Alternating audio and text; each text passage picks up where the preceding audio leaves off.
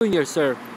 Yeah, we're here because we want to hold the BBC to account for all the lies and disinformation that spreads about what's going on in Ukraine. In February, there was an elected government which was overthrown by violent coup.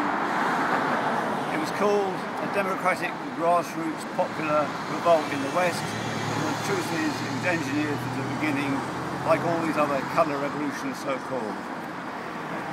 What's happened since that time is that there's a fascist junta that's now in place in Kiev. It's effectively hijacked the National Army and created a new National Guard composed of the most hard-bitten fascist scum that they could get off the streets to put in uniform and use to terrorise ordinary working class neighbourhoods. For the last 3 months or so, or over the long period of the long hot summer effectively, they've been using these fully equipped, deadly force against workers' militias in the south and the east of Ukraine. Militias which were formed in the great partisan tradition from the Second World War. Last time they had to fight fascists and beat the fascist scum off the streets. They're up to the same job again now.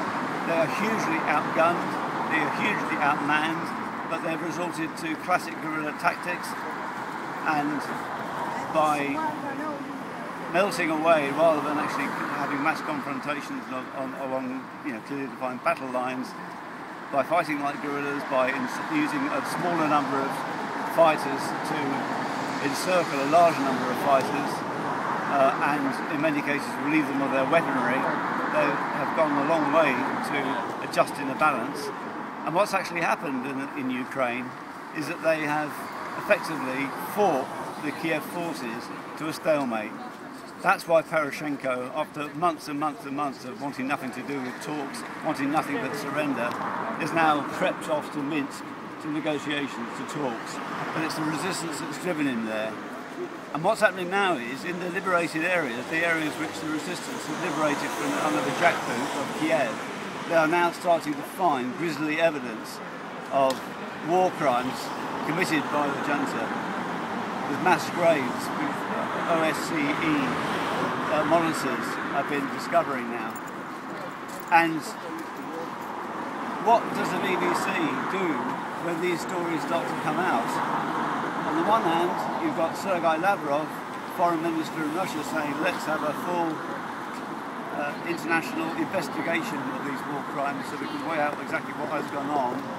BBC, all they can do is start to do character assassination on some of the eyewitnesses and make all sorts of stupid accusations and basically writing off as Russian propaganda any kind of coverage of these war crimes.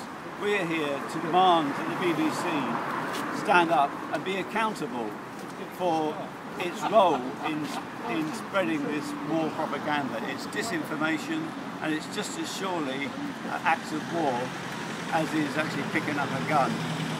So we're here to account for that. We've been here all through the summer, and we're standing here.